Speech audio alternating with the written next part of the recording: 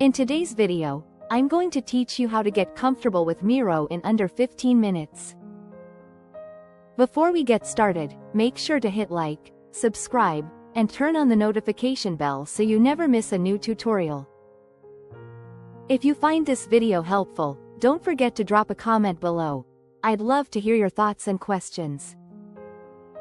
We'll keep this simple and practical so you can start using Miro right away.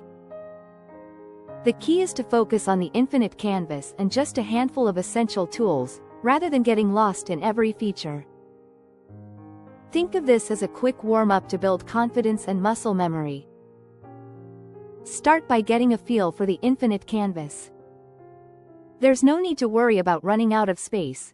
Your board expands as far as you need. Use your mouse wheel or trackpad to zoom in to details and out to see the big picture. To move around, right-click and drag, or tap H to switch to the hand tool and pan across the board. Spend a few seconds exploring, zooming, and panning so movement feels natural. Next, focus on 3 tools in the left sidebar. The sticky note is your best friend for brainstorming. Press N and start typing. Don't stress about alignment yet, just get ideas down. The selection tool, which you can access with V, is your default cursor. Use it to move items, drag the corners to resize them, and click and drag a box around multiple items to select them together. Then try the frame tool with F. Draw a frame around a cluster of sticky notes to instantly organize them and give that section a title. Frames make your board readable and ready to share. Now learn 2 time-saving duplication shortcuts. Select any sticky note, hold Alt on Windows or Option on a Mac, and drag to create a copy in one motion. This is perfect for rapid ideation. You can also press Ctrl or CMD+D to duplicate an item in place and then move the copy where you want. Practice both a few times so they become second nature.